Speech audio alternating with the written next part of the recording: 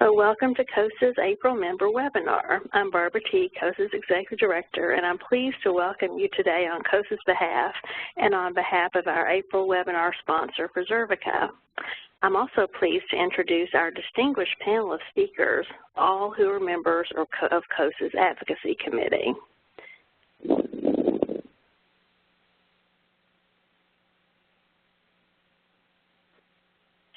Becky, would you, oh, I'm sorry. I'm going too fast on the slide. Sorry, everyone. I'm going to go over the agenda with you and then turn it over to our speakers. The first speaker is going to be Jody Foley, who's the Montana State Archivist, a COSA board member, and she's also the Advocacy Committee co-chair. And she's going to go over some of the overview work of the Advocacy Committee and news from the just recently completed mid-year board meeting. Then Jody will turn it over to Jim Corridon and Sarah Kuntz. Jim Corridon is the Indiana State Archivist and also the Advocacy Committee co-chair. And he and Sarah Kuntz, the North Carolina State Archivist, will talk about the NHPRC and NARA budgets and the planning for Archives on the Hill, the advocacy event that's going to take place in August prior to the joint annual meeting.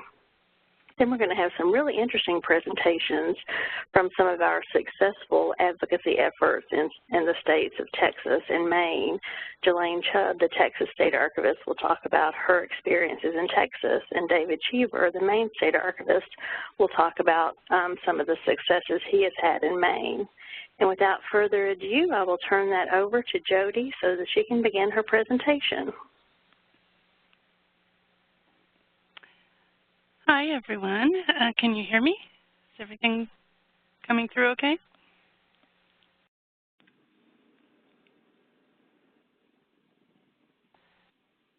You sound great, Jody. Okay, thank you. The first slide that I have up here, I thought I'd just do a couple of quotes about advocacy just to get us in the mind frame of advocacy. The first one is from COSA's strategic plan and addresses the scale and scope that advocacy efforts can and should take. As you see there, policymakers, funders, allied organizations. So this is a pretty broad spectrum. So advocacy is about building and sustaining relationships across that spectrum. The second quote is from our own Kathleen Rowe, and it captures really the craft of advocacy, which involves creating a thoughtful and clear and concise message for all of the audiences that you want to address. And I hope that you'll see how both of these definitions come into play with all the work that COSA is doing right now. And let's get the next slide here. These are the members of the Advocacy Committee. I'm new to this group, fairly new to this group, so I can say this without sounding conceited or anything, but this is a very talented group of people, so and they're working very hard on COSA's behalf. And this is just a reminder, this slide is, that we don't work in a vacuum. These are all groups. We have allied professional groups, collaborative working groups, the grant access partners, professional organizations of allied organizations that we are all dependent on and serve, and of course historians. All of these folks are working on advocacy issues, so all the work that we do combines with theirs as well. So I'm going to spend my time talking about the mid-year board meeting, which was held the 9th and 10th of April, and specifically the part of the meeting that focused on NARA and NHPRC and the relationship of COSA with those two entities, or with NARA and NHPRC.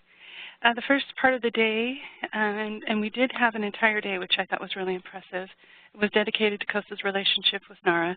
Meg Phillips, External Affairs Liaison for NARA, and Barbara coordinated the meeting, keeping us on task and guiding our topics. And to get things started, Meg provided a list of all the current collaborations between NARA and COSA, which I thought was really impressive. All of the information sharing that we do through leadership calls, emails, newsletters, collaborative events like Ask an Archivist Day, large projects like IPER, and the recent email symposium. Following on that discussion, we talked about how we can improve and build upon existing collaboration. emphasizing COSA's desire that the relationship really be defined and developed further as a peer-to-peer kind of relationship, recognizing the valuable skills and information COSA members can provide to NARA, as well as what NARA provides to COSA members. In short, information, inspiration, and innovation really need to flow both ways.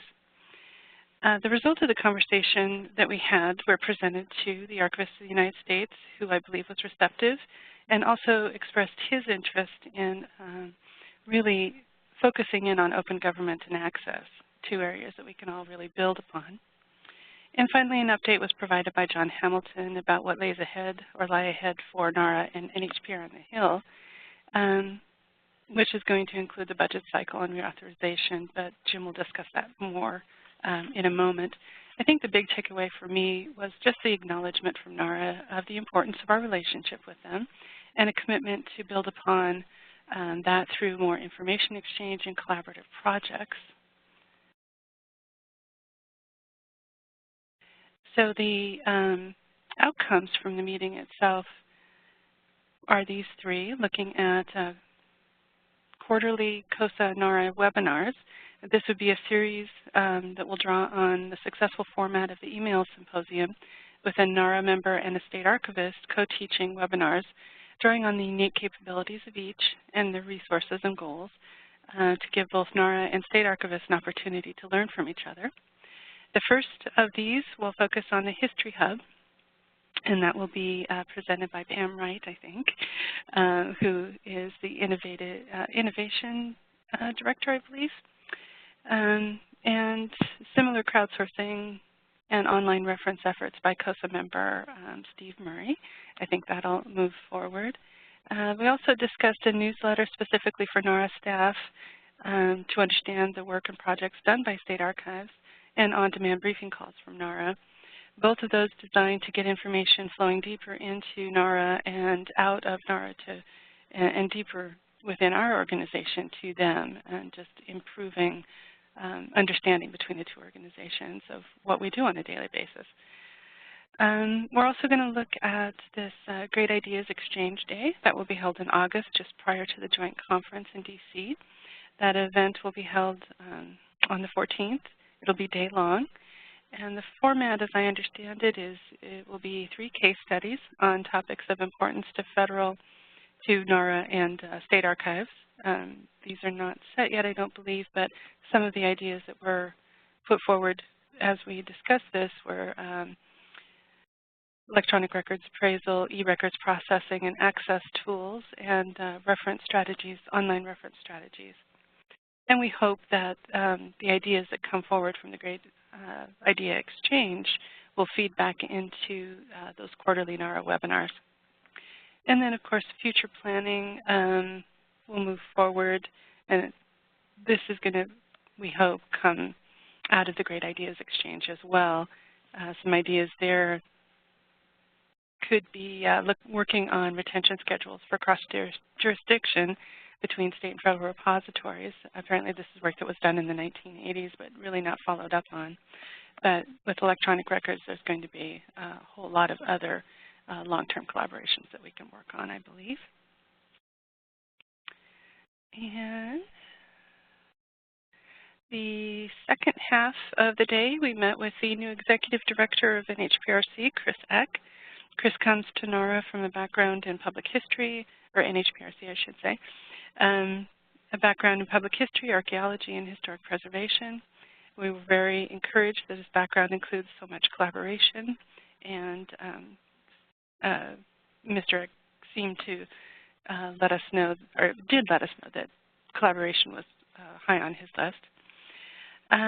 Barbara, Tim, and Ann all did a great job of delineating the history of the relationship between COSA and NHPRC, the skill sets and information that COSA and our membership bring to the table, and how those can be helpful and useful for NHPRC, as we had mentioned in the NARA piece, really bringing home the importance of what we bring to the table as an organization. And Jim Corden and Sarah Kuhn spoke to the efficacy of COSA advocacy efforts, including Hill visits, and promoting the work of NHPRC, and you'll get more detail on that in just a minute. We also spent a great deal of time talking about the SHRABs, This comes out of the Shrab Summit that we had in Boise last summer, and that was set out in the NHPRC Task Force report. We discussed the challenges that the states face with the current competitive grant system and suggested some alternatives, including a change to the block grant approach that has been, a change back to the block grant approach, I should say, that's been done in the past.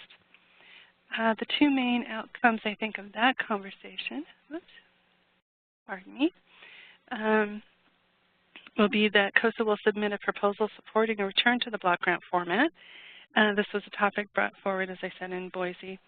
The concept is really centering on allocating funds to each state on an equal basis, say $20,000, and that wasn't promised or anything. That's just a number I'm kind of throwing out. And NHPRC, with NHPRC guidance, would decide what projects to pursue. The goal is more equitably dispersing funds, allowing ease in reporting and maintenance of those funds, and ultimately to promote more states having active shrubs. There would be, at least the idea is that there would be additional funds to be applied for on a competitive basis for larger projects. It was just acknowledged that some states don't have the infrastructure necessarily to deal with the financial requirements for grant administration, and was discussed that COSA might be able to play a role in that piece as well.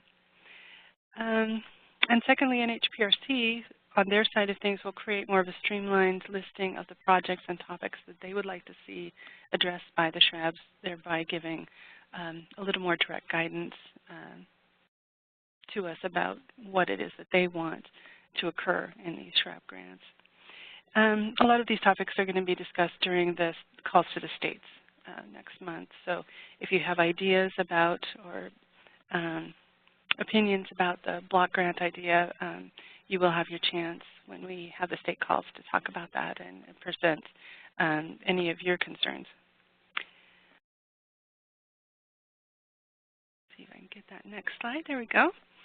The mid-year meeting is also an opportunity for COSA to let partners know about our strategic goals and provide some highlights from the National Risk Report and on the Access Grant. And this is just a list of the attendees, so you have a sense of who was there. And they also spoke to the importance of continued collaboration on e-records, online access, social media, and advocacy. And then the final piece that we did was we got an update by Michelle, who I believe is on the call. I'm not sure she can talk, but I'm going to talk for her. And she let us know that the webinars are going well, that the Access Grant guidance documents are on track, and even more are being developed. The next steps will be to expand to other stakeholder organizations, work on the webinar possibly for the National Governors Association, create case studies on digital repositories for COSLA, and relaunch the Resource Center. And then we also had a meeting with NGA and NASS, who were very pleased with the guidance documents created so far, and had some additional ideas on further guidance and guidance documents. NGA, for example, looking for legal counsel issues, guidance on that, social media, emergency preparedness, and NASS wanted to have a little bit more guidance on social media, of course, digital records preservation, and new member orientation. Each spoke about the work that they do for their members and the challenges their constituents face. So again, the Access Grant is just doing really great work, and it's a great outreach to these professions that we all work so close with. So that's my part, and I think I just pass this on to Jim now. So thank you. Thanks, Jody. And I am joined by Sarah Kuntz. And so we're going to give you some updates from Washington, D.C. During our visits there. And for those of you that don't know, we'll cover some of the budget issues that we're dealing with, what we see as the outlook, some of the conversations that we and Sarah and I and Barbara had with members of Congress or their staffs, and talk about some upcoming issues that we may be facing collectively as the states. and also the, I think the next slide might be about the congressional or the events this summer, but go back one, please. Thank you. So the budget, I suspect most of you know, especially if you have a SHRAB grant, fiscal year 2018 finally was resolved, and so NHPRC released their grant funds. The good news for us for 2018 is that there's $6 million allocated to NHPRC. There was $6 million allocated the year before. Roughly half of that is generally spent on the archive side, and the other half is spent on publications or the publishing side. Because NARA has been at $5 million for NHPRC for the years previous to that, most recently, years previous to that, they did not allot the extra $1 million in 17 or 18, so there's really a little bit of extra money floating around there. And so COSA, Jody was mentioning these block grants, so COSA's proposing or may propose that some of that money be spent on enhancing the SHRAB grants to the states. Looking forward, the 2019 budget cycle, we hope that we will be brought in at $6 million because there was supposed to be kind of a 2-year budget thing done. So we're hopeful that 2019 also stays at $6 million for NHPRC, but it may not be that case. There's been some changes in some of the congressional appropriations people, specifically on the Senate side, and the Senate has usually had the NHPRC's back, and so we're a little unclear and concerned about where that may be headed. That's the NHPRC side. On the NARA side, the 2018 budget proposed by the President was reduced by maybe 5% or so. Congress put it back basically at full funding. And the 2019 budget also has a reduction in it. NARA is hopeful that it will be brought back up to full funding. When Sarah and I had an opportunity to meet with some of these different congressional staff, COSA has traditionally advocated for NHPRC's budget. We are now advocating for both NARA's budget and NHPRC's budget because we view both of those as critical to the future of the state archives, and if NARA starts to do poorly and can't succeed in its mission, that may negatively impact all of the archives across the country, especially those in governmental archives. And Sarah, you chime in anytime you want, by the way. You're probably just muted and aren't going to speak at all, but great, Jim. Thank you, Sarah. There we go. That was Sarah, everybody. IMLS, NEH, we're also working to support them, and as issues come up, IMLS clearly has given money to COSA and to some of the states, and some states also gets a little bit of NEH money, so we continue to advocate for them as well, but our primary focus is on the National Archives and its subsets. As we talk about outlook, one of probably the most important things we're focused on is reauthorization. And so while we were in Washington, we have been working to try and find out if we could move the reauthorization of NHPRC forward. For those of you that don't know this, NHPRC hasn't been reauthorized, which means it's an official portion of government that should be part of the budget on an ongoing basis. Because it's not reauthorized, every year it starts at 0, and then we have to work to get it to $5 or $6 million. When it was last reauthorized, it was authorized at $10 million budgets, so which doesn't necessarily mean it's going to be at $10 million, but that's how it was structured. The language that we've been working on for reauthorization includes $10 million, and a new wrinkle here is that it includes a seat on the National Historic Preservation or Publications and Records Commission for a COSA person. So currently, NAGARA has a seat, SAA has a seat.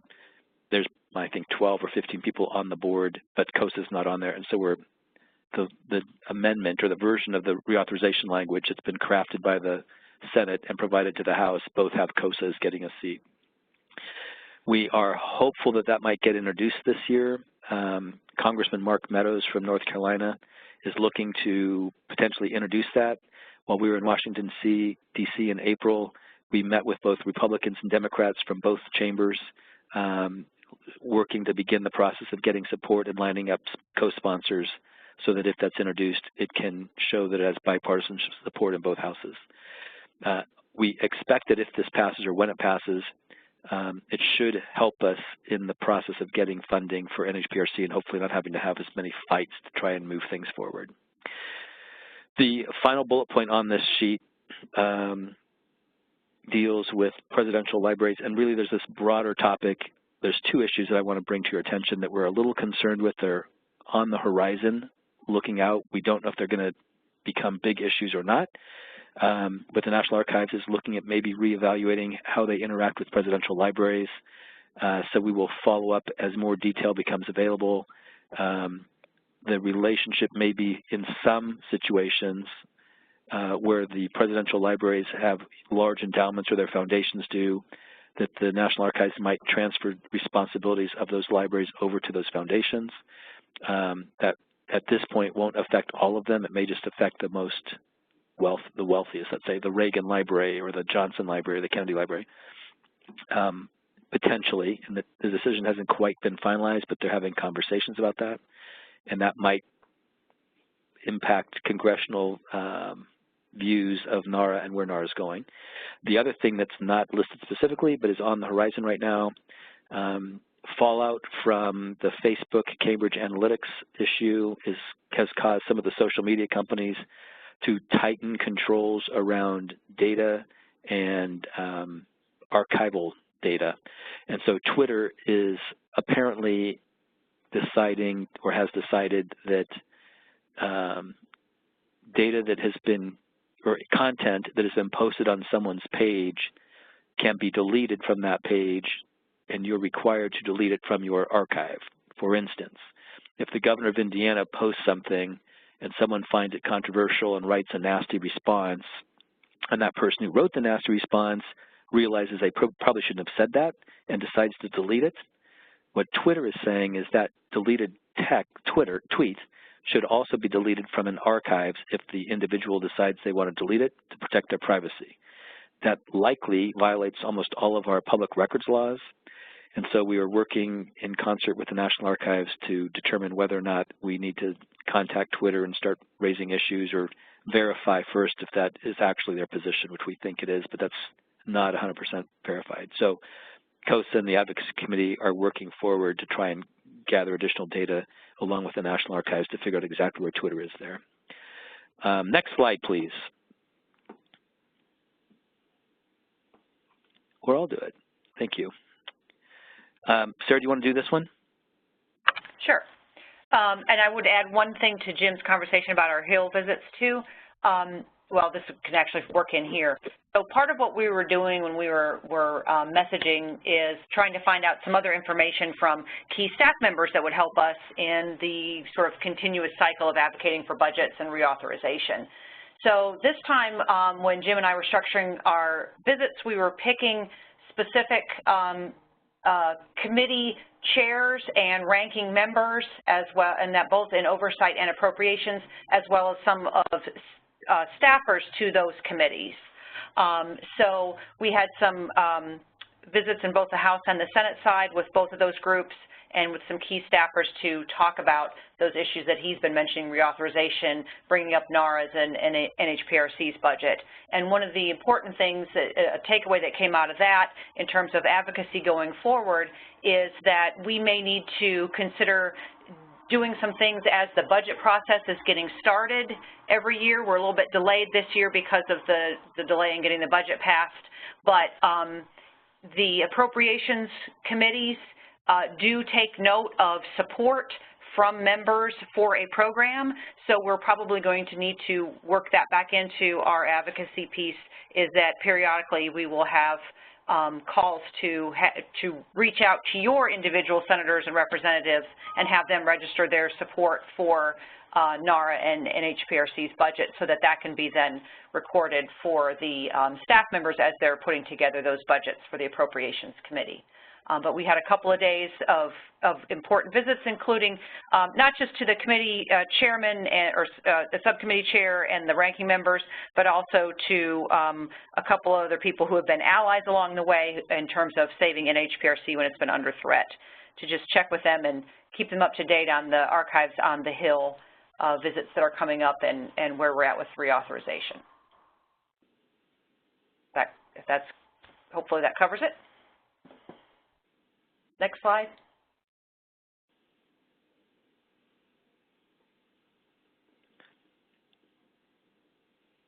Okay, so for Archives on the Hill, a little bit about that program. Hopefully you've all heard that. That's a joint advocacy effort of NAGARA, COSA, and SAA, where we're going to get together people to sort of do a larger version of what Jim and I were doing, which is to go out and meet with the senators and representatives from these key committees that have oversight and budgetary functions for both NARA and NHPRC and possibly IMLS and NEH.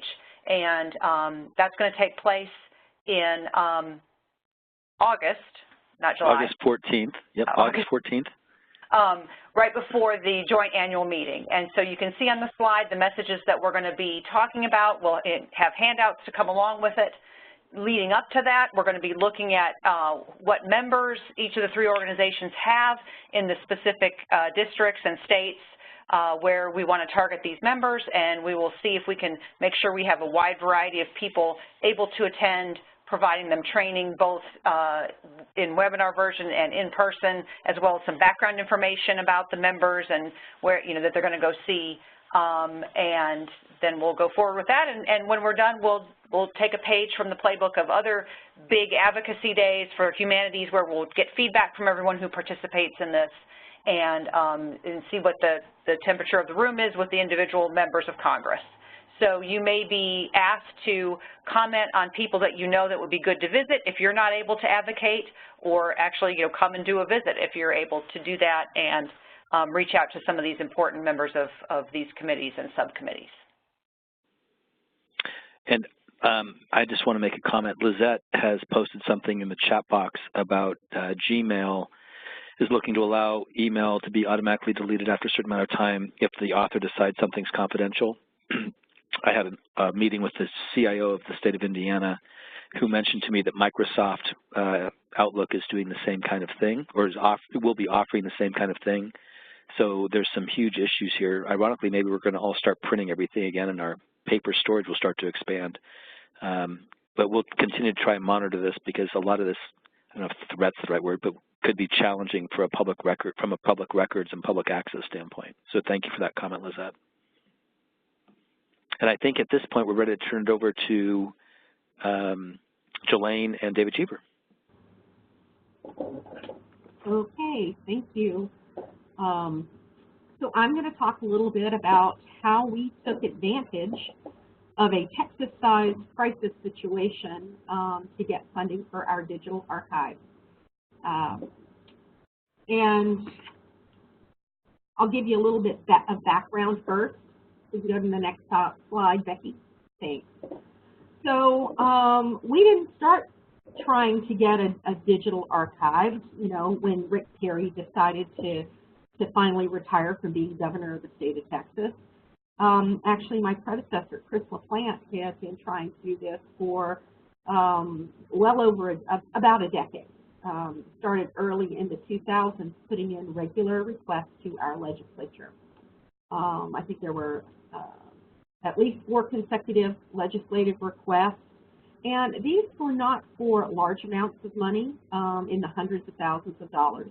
They were just looking for some staffing at that time. So really less than $100,000 for each year. When I got here in 2010, we continued to that request. I think in each of the sessions of 2011 and 2013, and these are biennial legislative sessions, by the way, but for each of those sessions, we asked for about $350,000 for the biennium, or about $175,000 a year, and that was to help us get both staffing and some equipment, because we were thinking about taking care of this sort of in-house. Next slide, please. Okay. And just to give you, continuing the background, this is our Texas government code. This is state statute, and it requires that if the state archive can't take a state record, The record shall remain in the custody of the state agency and be preserved in accordance with particular rules that we might lay out. And this includes not only paper records, but electronic records. So we can have the next slide. As you can see here, we have our Texas Administrative Code, and it discusses the rules for final disposition of electronic records. And this puts the onus on the state agency. If the state was not going to provide us with the funding to do it, they had to provide state agencies require state agencies to maintain access to the records through both hardware and software migration, and to do those upgrades on a regular basis. I can tell you that we know that they weren't doing it. Okay, let's go ahead with the next slide. So fast forward, after 2 legislative sessions of my not getting the money, I was at the point of going, oh well, throw up my hands, we're not going to be able to take electronic records. It's on the agency. Well, when the agency is the governor's office and they call you and inform you that you're going to get not only the paper records, but the electronic records of the governor, and at that point his term was going to end in January of 2015, it changes the game. We couldn't say no. We didn't want to say no because we saw this as an opportunity for us. 10 to 12 terabytes of electronic data in addition to 4,000 cubic feet of records. That's a sizable amount of electronic records for us to start work on. And the fact that the governor's office expected us to be able to make these records accessible to the public and to the press by the end of his term was another real, I guess, shot in the arm for us. It says this is immediate, this is needed. Oh, and by the way, Rick Perry, he was going to run for president, or actually he was running for president. He did it twice, and now he's the energy secretary. So there is a lot of interest in his records. Let's go on. So for our team here, it was rapid response time. We started out with high-level meetings with the governor's staff immediately after the call. We developed internally a plan of action over the course of about 3 days. What would we need in order to be able to receive the records, ingest them, and provide access to them? Oh, and how much might it cost us? So we came up with a plan. We also prepared a budget request for the Office of the Governor, and we submitted to that to them along with a request for their IT staff to assist us because our IT staff was not going to be able to do it. And we required monthly meetings, at least monthly meetings with the governor's staff, and actually we met with them more frequently as needed. Okay. Next slide. So this crisis, what did it get us? $80,000 to begin with to start our pilot program to ingest the governor's office records. And that funding, though, was only good through the end of our fiscal year, which is August 31st. We were going to have to find additional funding to carry forward. We ended up with a contract with Preservica. We actually did go out on bid in this time frame and got the contract signed with them so that we could start ingesting records in October. That contract included 12 terabytes of storage in the GovCloud, and I think at this point maybe Texas and maybe one other state, I think New York, are the only ones in the government cloud. But it added that extra layer of security that our Department of Information Resources for the state demanded. We got that assistance from the OOG. We got an exemption for the use of the state data storage center which was huge for us because they charge an exorbitant amount for storage. It got us the attention of key offices within the state. It gave us a proof of concept product that we could use to show the legislature what we could do. And it gave us a roadmap for the future. If we were going to go with Preservica, we were going to continue to look for a software as a solution and gov storage, or storage in the gov cloud. And it gave us that really, really good reason for future funding. Next slide. So our success was really continued on, and we were able to go to the legislature, make a thorough case for our request, and show them that we were able to do it and do it cost effectively. Our budget request for the 2016-2017 legislative session was $900,000. They took staffing out of it and reduced it to $707,000. But we had luckily padded our budget a little bit, so we were able to actually get everything that we needed and have about $353,000 per year, which funded 2 FTE positions, included all of the storage and the subscriptions that we needed, included additional storage at the state data center at their exorbitant prices, and also has allowed us to purchase the hardware and software that we need. Next slide. So our results of our, I think, our work was really sustained funding going into the 2018-2019 legislative session, and I'm preparing my budget request now for the 20 and 21 fiscal years, and there's no reason to think that we're not going to have the same funding. We also ended up with a really good press, a lot more meetings with state agencies who want to transfer electronic records to us, a place for our born digital records as well. We've had about 30 terabytes of born digital that we've been able to ingest into the cloud in addition to the Perry records. The staff here are all DAS certified.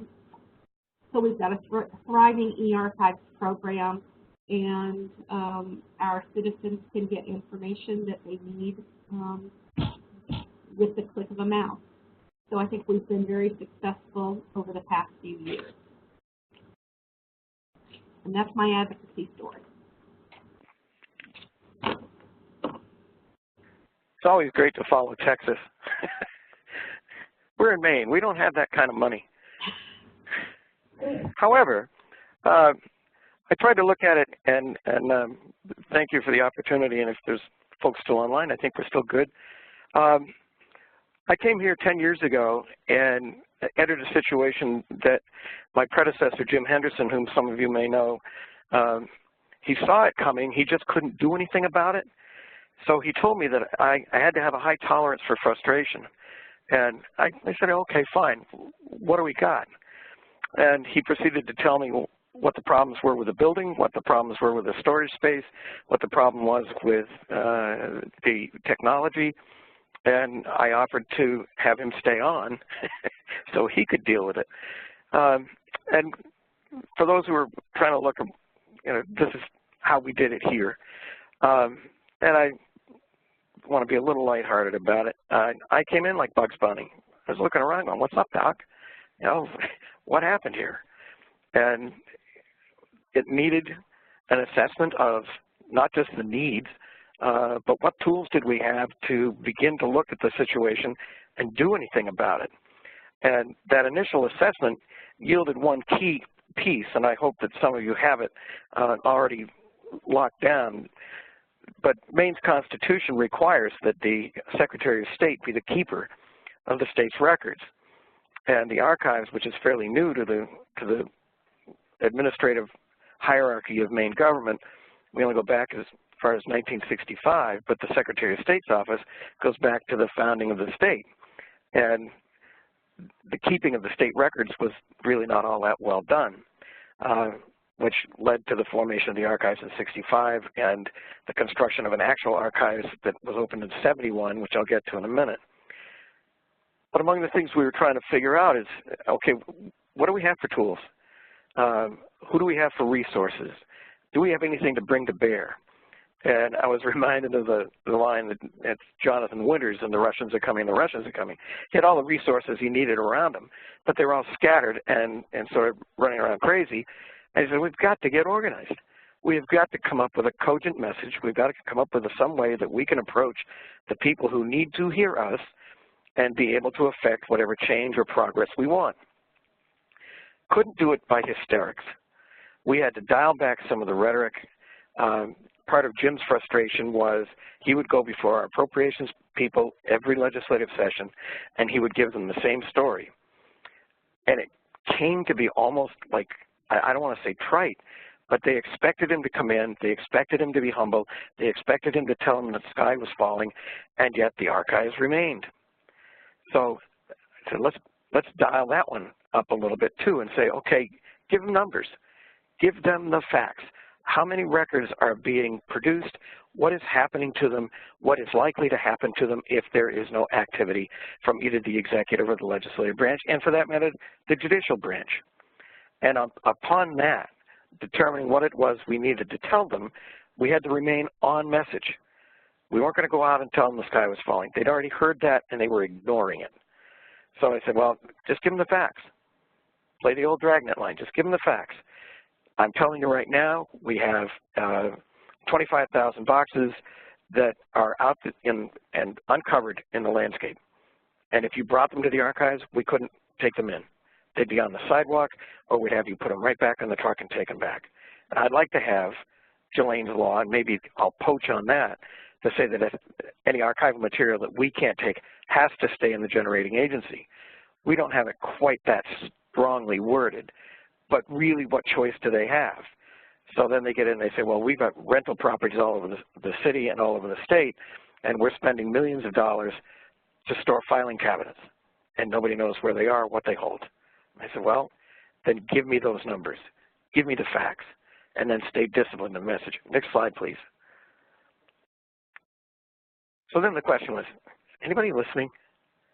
And do we have anybody who cares about what it is we're saying? And I went into our oversight committee, state and local government, and I said, look, folks, this is where we are. This is what we have. This is what we don't have. Right? We don't have a roof that doesn't leak. We don't have a building that is secure. We don't have enough room in the building that we have. We can't take care of, nor can we provide access to the archival material, and for that matter, the records that are out there, because we do not have the resources. So here's what we propose to do. And then you give them the stark vision, and we gave them the pie in the sky vision. Obviously, since we're still out here begging, that the pie in the sky vision is still sort of outside our grasp. But they at least have heard what we should do, and they began to move on it. So we honed the complaint down a little bit to what exactly they could do with the resources that they had at their command. So they gave us $150,000 to rent space. To rent space. The very problem that they had identified was what they didn't want to do.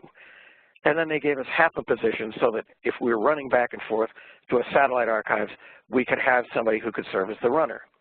Well, we still have the half person.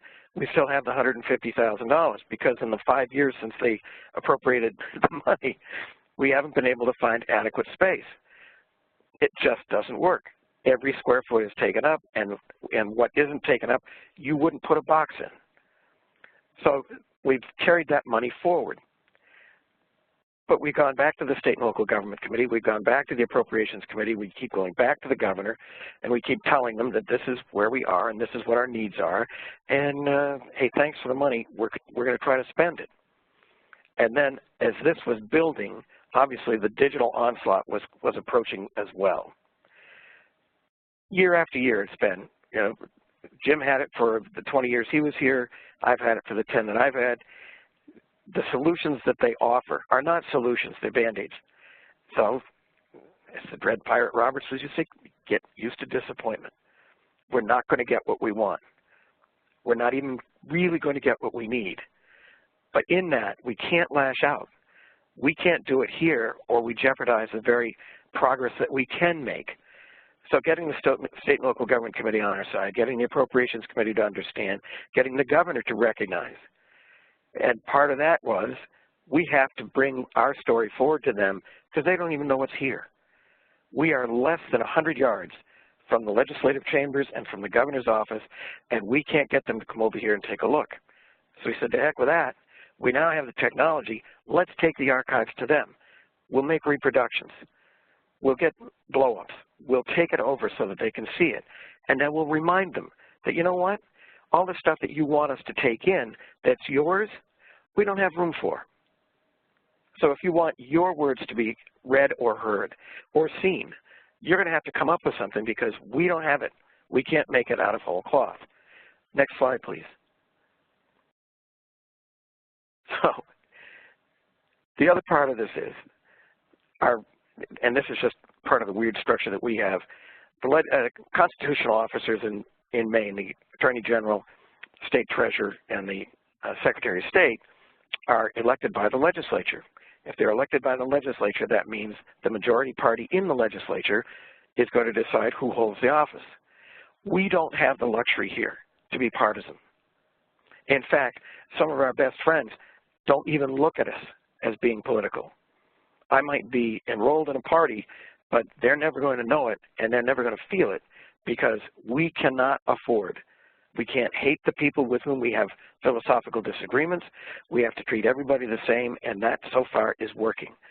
Some of the people I would never expect to come to our aid have shown up bearing gifts. Who knew? And through that, we've been able to establish and maintain a rapprochement among the legislative and executive people who wouldn't necessarily be looking at us in quite that way because we are part of a constitutional office that is elected and selected by the majority of the legislature. Despite all of that, you still got Bill Murray. We still wake up every day and it's Groundhog Day. They say you were young and we don't know. And that's exactly what happens. We got to come back and tell them we have term limits here. We get turnover on a regular basis, and when they show up, they don't know anything. So it feels like we're right back where we started, and we have to carry it forward. But, and this is why I saved the best for last, sometimes you get lucky. We told them that we could not take care of their records, that the digital archive world was hitting us and hitting us hard. So, similar to Jelane's point, they gave us a digital archivist. Now, they didn't give us any digital archiving tools, but they gave us an archivist. And then they said, maybe you can use your space better. They gave us $500,000 we didn't ask for to put in high-density shelving in a building we shouldn't inhabit. I said, well, okay, Maine's an agrarian state. And the metaphor that I've been using when I try to talk about this out in the public is we now have a much larger field than what we had when we got in here. The whole idea of being able to capture the digital archiving material, all of the documents that are born digital and stay that way, we do not have under our control. We can't provide access to the public for them. That field is very, very large. At present, we're treating it like a family farm. The archives is a family farm, and we plow it with an oxen and a plow, and it's farmer-driven. And we've gone to the legislature, and we've gone to the governor, and we pointed out to the judiciary that this is a bigger field. And what they've given us, and for which we remain grateful, is a second oxen. What we need is a tractor. And they recognize that, and they have given us a date certain that we can start talking to them about the real needs here. But it is now 10 years from here. When all of the unfunded liabilities are paid for and money starts coming in, maybe the legislature will be responsible, even though we have a surplus, we could cover it, even though we need only $25 million, even though we could get by with the $300-something thousand a year that Jelane has. We're not there yet. But somehow we wound up with $1 million in our pocket that they thought would help us. It doesn't relieve the problem, but it does give us a little bit of hope. And at the same time, it's Groundhog Day. We keep going back, and we keep going back, and we're treating everybody the same, and we're providing them what we can and showing them what they should know and appreciate about the archives. End of rant.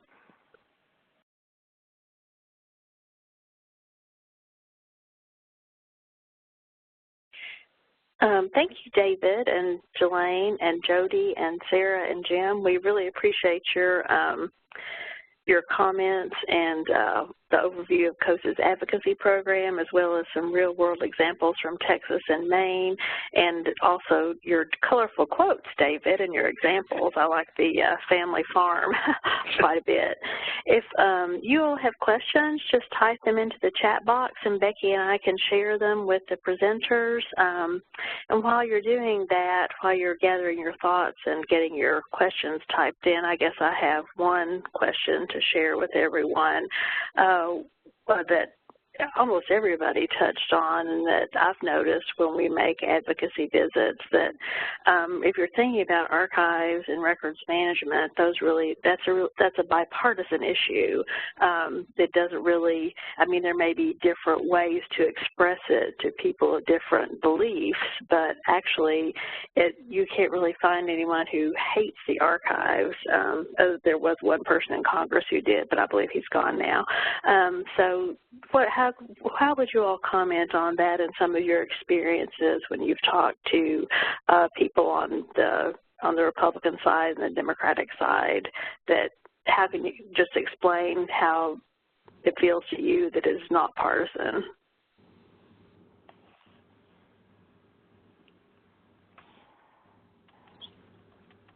I can take a stab at that, Barbara. When we're making visits on the Hill, we say just that and highlight the reach of government funding to grant programs that fund archives. The making of the records accessible is a big point. The connecting school children with primary sources, preserving the historical legacy, and then as well as kind of hitting that importance of working to save the electronic records. And Jim highlighted a few of those challenges that have just come up this week, but working on the electronic records for the the records that we need to keep for the future. So we just actually come right out and we'll say that this is a nonpartisan issue. Okay, thank you. Anybody else want to comment on that? I don't see any other questions. I don't want to be the only one asking a question. Does anybody have a question they want to type into the chat box?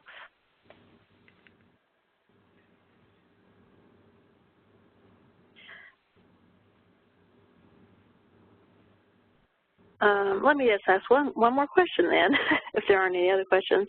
One of the things that you all touched on was about messaging and honing a message that's understandable, and I think that's one thing we've really learned over the years as we've done more advocacy, that we can't, we want to go in with all these complex things, but really we just need to stick to some basic points. Do any of you have any comments on how to take a sort of a complex issue like government archives and records management and explain it in words that a political representative would understand? Barbara, this is Jelaine, and I would say we try to put it in writing as well as to have sort of that elevator speech, but we stick to 2 pages.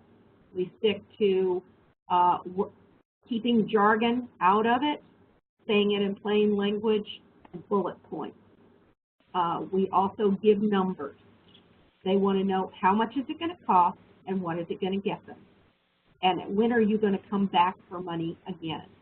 And I can say that we told them in the first year that we got our $700,000 appropriation that we were not going to come to them every year for an increase. And this will be the 2nd legislative session that I haven't gone back and asked for more money. I've only asked for the, to sustain the money that we already have. Okay, thank you. Thanks to you and to all the other speakers. It's been a great webinar to learn about advocacy, and we have ways for you to get involved with us if you're interested. And I just have a few announcements about some of those things that are going on. As you know, we have our joint annual meeting this summer with NAGARA and SAA in Washington, D.C. It's going to be an action-packed week. We're going to start with Archives on the Hill that Jim and Sarah talked about, and we'll be giving you more information about that and inviting people to actually come and help us do some advocacy on that day. We're going to have our Great Ideas Exchange Day and Work Session on Wednesday, as well as our Business Meeting and Awards Dinner. So we'll be seeing a lot of each other on August 15th. And on the 16th, there's a plenary session award ceremony where the COSA awards will actually be presented, and the COSA silent auction that we have every year.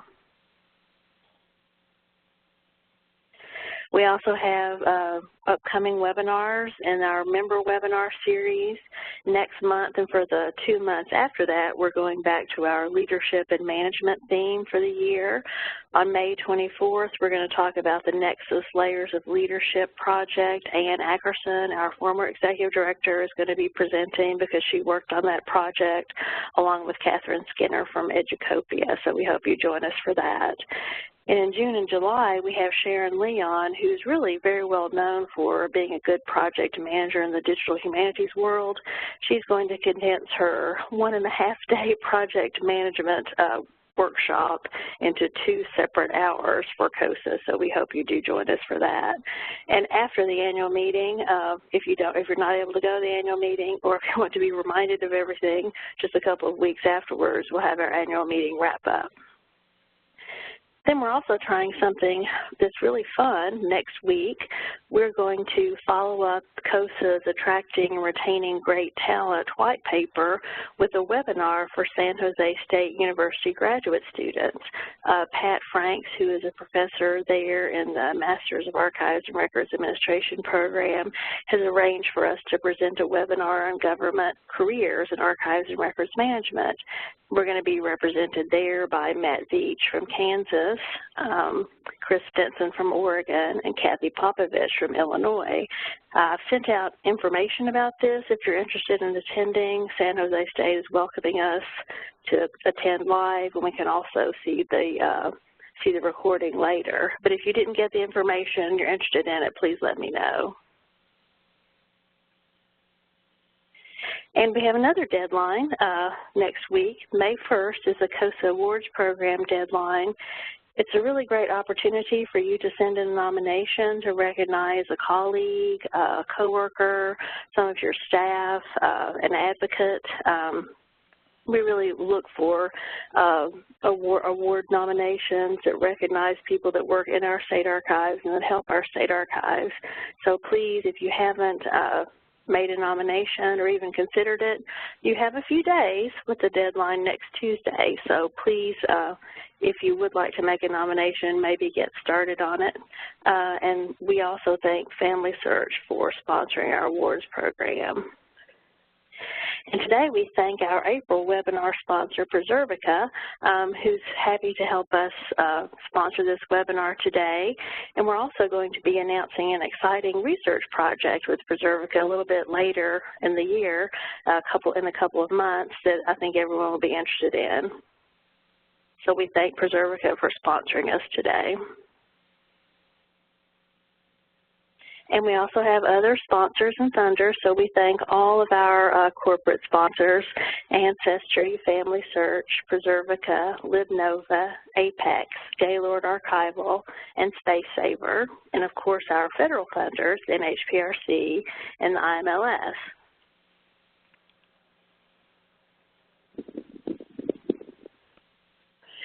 And we know you'd like to stay connected with us and to know what COSA is doing, and we want to know what you're doing.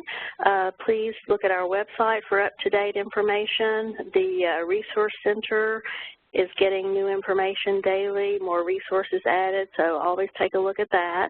We're on Twitter almost daily and on Facebook, so please join us there to find out more information about COSA and what we're doing. And we also appreciate you being here today and really would like your feedback on the webinar for the day. It will only take a few minutes of your time, I promise, and we really would appreciate having some feedback so that we know what you thought about the webinar today and also to help us plan for future webinars. And also, if you're interested in becoming more involved with COSA's advocacy efforts, please let me know, and please do complete this evaluation. We would appreciate it so much. Thanks for joining us today. Goodbye, everyone, and enjoy the rest of your day. Thank you. You too.